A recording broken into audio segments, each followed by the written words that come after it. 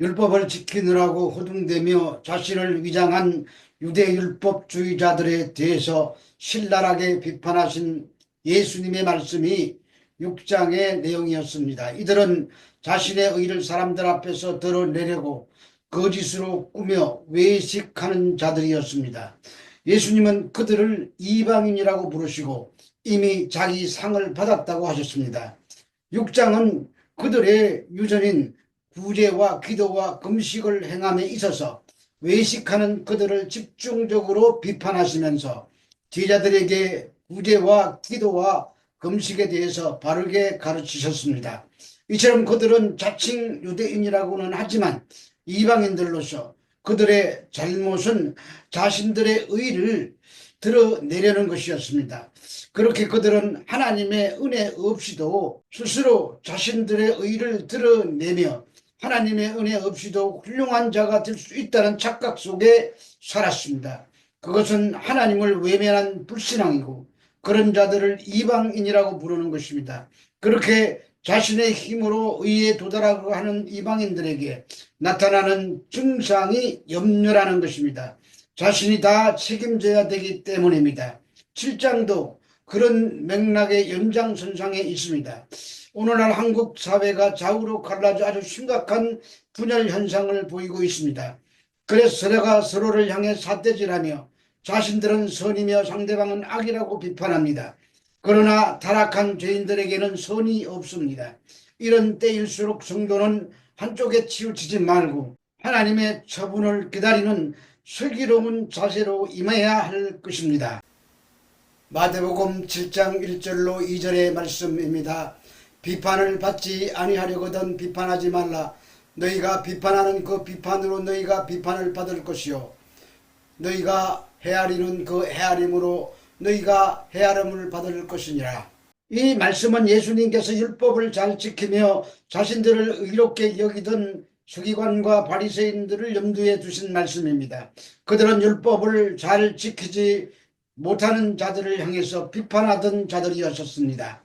그런데 예수님께서는 오히려 그들을 비판하십니다. 그래서 그들에게는 예수님의 말씀이 늘 올무가 되었습니다. 그런 가운데 예수님은 그런 서기관이나 바리새인들이 율법을 지켜야 한다고 생각하는 유대인들을 예로 제자들에게 비판하지 말라고 교훈하시는 것입니다. 로마서 2장 1, 2절에 보면은 그러므로 남을 판단하는 사람은 누구를 막론하고 내가 핑계하지 못할 것은 남을 판단하는 것으로 내가 너를 정죄함이니 판단하는 내가 같은 일을 행함이라. 이런 일을 행하는 자에게 하나님의 심판이 진리대로 되는 줄 우리가 아노라는 말씀이 있습니다. 내가 판단하는 그 판단이 결국 너를 판단하고 너를 정죄하는 것이라고 하십니다. 그러므로 비판하는 자는 자신도 비판을 받게 될 것이기 때문에 비판하지 말아야 한다는 말씀입니다. 그러나 인간들끼리 비판을 주고받는 것은 아무것도 아닙니다. 자신이 비판했던 그 비판을 주님으로부터 만약에 받게 되면 그것은 바로 멸망이고 영원한 사망입니다. 우리가 사람을 향해 비판하면 그 비판은 결국 자신을 비판하는 것이 되고 그 다음에는 하나님이 우리를 심판하신다고 하십니다. 그런데 자칭 의롭다고 여기는 인간들은 남을 비판하기를 좋아합니다. 그래 주님은 그 비판 때문에 비판을 받고 그 헤아림 때문에 도로 헤아림을 받을 것이라고 말씀하십니다. 이처럼 비판은 장차 심판대 앞에서 무서운 형벌이 되어 그 비판한 자를 통곡하게 만들 것입니다. 마태복음 7장 3절에서 5절의 말씀입니다. 어찌하여 형제 눈 속에 있는 티는 보고 내 눈 속에 있는 들보는 깨닫지 못하느냐. 보라, 내 눈 속에 들보가 있는데 어찌하여 형제에게 말하기를 나로 내 눈 속에 있는 티를 빼게 하라 하겠느냐. 외식하는 자여 먼저 내 눈 속에서 들보를 빼어라. 그 후에야 밝히 보고 형제의 눈 속에서 티를 빼리라. 티, 즉 헬라어로 카르포스는 아주 작은 것입니다. 그러나 들보, 헬라어로 두코스는 석가래를 말합니다. 자신의 눈에 들어있는 석가래와 같이 큰 홍물을 보지 못하면서 형제 눈 속에 있는 티를 보고 빼라고 말하는 것은 잘못된 행동이라는 말입니다. 여기서 비판 헬라어로 크리노라는 말은 다른 사람의 행위를 자기 기준으로 판단한다는 것을 말합니다.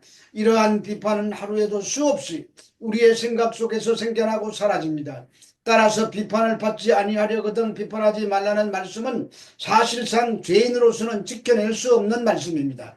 그런데 그렇게 말씀하신 이후로는 율법으로 정죄를 하고 비판하던 옛 언약의 시대는 지나갔고 이제 비판하지 말아야 하는 은혜의 복음의 시대가 왔기 때문입니다.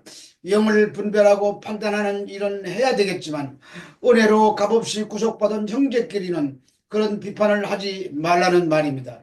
그런데 우리는 그럴 능력도 없습니다. 누가복음 18장에 보면 바리새인과 세리가 성전으로 기도하러 가는 모습이 나옵니다. 바리새인은 따로 서서 토색, 불의, 가늠한 일이 없고 일회에 2번씩 금식하고 11조도 잘 드린다고 기도합니다. 따로 서서 기도했다는 말은 나는 너희와는 다르다는 말입니다. 그것은 바리새인들에게만 해당되는 말이 아닙니다. 오늘날 성경을 안다고 하는 자들이 다 그렇습니다. 남을 정죄하고 판단하는 것을 상대적으로 자신을 의롭다고 생각하기 때문입니다. 타락한 인간은 전부 자기 중심적인 기준을 가지고 남을 판단하고 있습니다. 누가복음 18장 13절에서 14절의 말씀입니다. 세리는 멀리 서서 감히 눈을 들어 하늘을 쳐다보지도 못하고 다만 가슴을 치며 이르되 하나님이여 불쌍히 여기소서 나는 죄인이로소이다 하였느니라. 내가 너희에게 이르노니 이에 저 바리새인이 아니고 이 사람이 의롭다 하심을 받고 그의 집으로 내려갔느니라. 무릇 자기를 높이는 자는 낮아지고 자기를 낮추는 자는 높아지리라 하시니라. 세리는 하늘을 쳐다보지도 못하고 가슴을 쳤습니다. 하나님은 그런 세리가 더 의롭다고 하십니다. 바리새인들은 항상 자기들의 기준으로 남을 판단하고 비판하며 정죄했습니다. 바리새인과 대조적으로 세리는 멀리 아마도 성전 밖 이방인의 뜰에 서서 기도했을 것입니다. 뿐만 아니라 유대인들이 기도할 때 하늘을 우러러보면서 기도하는 것이 정상적인 자세였지만 이 세리는 하늘을 우러러보지도 못하고 기도하고 있습니다. 이는 자신이 죄인 중에 죄인임을 자각하고 있었기 때문일 것입니다. 그리고 가슴을 치며 기도했다고 합니다. 이 가슴을 치면서 회개하는 것은 죄의 근거가 가슴이고 그 가슴을 치는 것은 참회와 애통을 나타내는 표현이기 때문입니다. 또한 헬라어 동사 치다는 에티푸텐인데 때리다 치다의 뜻인 티푸토의 미완료형으로서 계속해서 치는 반복적인 행위를 말합니다. 이러한 표현은 그가 세리라는 자기 직업을 통하여 범해온 죄 많은 생활에 대한 회개입니다. 그리고 불쌍히 여기옵소서 빌라스코마이는 진정하옵소서 분노하지 마옵소서라는 의미입니다. 따라서 이 말 속에는 하나님께 용서를 비는 동시에 자신이 마땅히 받아야 할 형벌이 무엇인지를 잘 알고 있는 세리의 모습이 잘 나타나고 있습니다. 뿐만 아니라 그는 자기를 가리켜 많은 죄인들 중에 한 명이라고称하지 않고 나는 죄인이로소이다 라고 고백하는데 여기에는 하나님의 관대한 처분만을 기다리는 그의 겸손한 태도가 여실히 드러나고 있습니다. 그러므로 예수님께서 바리새인과 세리 중 세리가 더 의롭다는 절대적인 판결을 내리시는데 이는 우리들에게 하나님께로부터 사죄의 은총을 받을 수 있는 신앙인의 참된 자세가 어떠한 것인지를 분명히 가르쳐주고 계십니다. 한편 세리의 기도는 바로 시편 51편의 서두의 인용이기도 합니다. 세리의 기도서의 근거는 전적으로 하나님의 자비에 둔 것이고 이것 때문에 의롭다고 인정받게 됩니다. 의롭다 하심을 받고 의 헬라어 데디카이오메노스는 의롭게 하다는 뜻의 완료 수동태로 사용되어 하나님께서 이 세리를 주권적으로 의롭다고 선포하고 확정하셨다는 말입니다. 그리고 자기를 높이는 자는 낮아지고 자기를 낮추는 자는 높아지리라는 말씀도 인간의 높아지고 낮아짐은 인간 스스로의 행위나 능력의 유무에 있지 않고 어디까지나 배후에서 역사하시는 하나님에 의해서 이루어지는 것이라는 말입니다.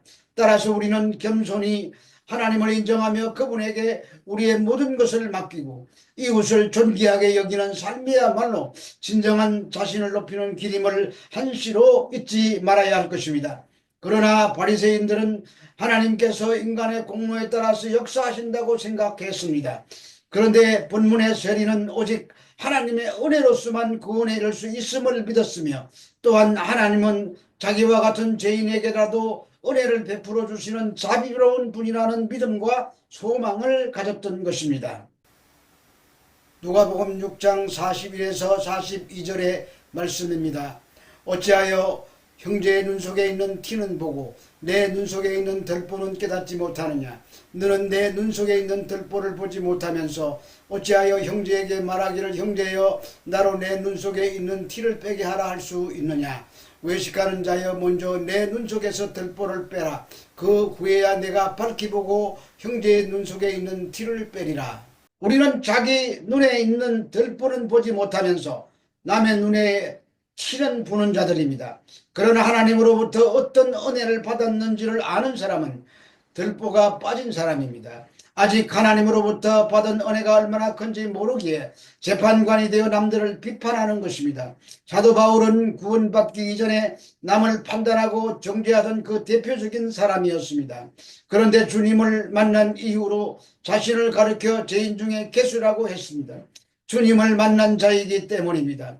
주님을 만난 자는 어떤 비판도 하지 않고 자신을 향한 어떤 비판에도 민감하지 않습니다. 그래서 진정한 자유를 누리는 것입니다. 고린도전서 4장 3절에서 4절의 말씀입니다. 너희에게나 다른 사람에게나 판단받는 것이 내게는 매우 작은 일이라. 나도 나를 판단하지 아니하노니 내가 자책할 아무것도 깨닫지 못하나 이로 말미암아 의롭다 함을 얻지 못하느니라. 다만 나를 심판하실 이런 주시니라. 남을 판단하는 것도 자신을 판단하는 것 하나님의 몫입니다. 진정한 심판자는 오직 한 분 주님밖에 없기 때문입니다. 우리가 주님을 만나서 용서를 받았다면 남은 물론이지만 나도 나를 판단하지 말아야 합니다. 그렇게 되면 우리는 형제 눈 속에 있는 티가 보이지 않게 될 것입니다. 그리고 내 눈 속에 있는 들보가 무엇인지 알기 때문에 남들을 향해서 비판과 정죄를 행하지 않게 되는 것입니다. 아직도 나에게 남을 향한 비판의 마음이 있다면 나는 아직도 진정으로 용서받지 못한 자일 수도 있습니다. 그러한 자는 마음의 평화가 없고 자유를 누리지 못합니다.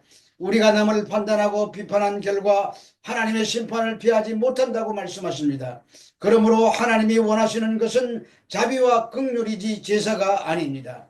그러므로 우리는 정죄하거나 비판하지 말아야 합니다. 우리에게는 사실 판단할 능력조차도 없습니다. 그것은 완전하게 타락한 존재들이기 때문입니다. 그리고 완전한 은혜로 구원받은 자들이기 때문입니다.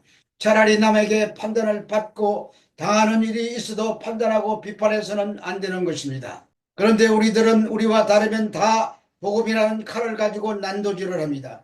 복음은 살리라고 주신 것입니다. 우리 모두 이 하나님의 말씀을 믿고 이 혼란한 시기에 하나님의 뜻에 합당한 비판하지 않는 사람으로 살아 승리하게 되시기를 우리 주 예수 그리스도 이름으로 축원합니다.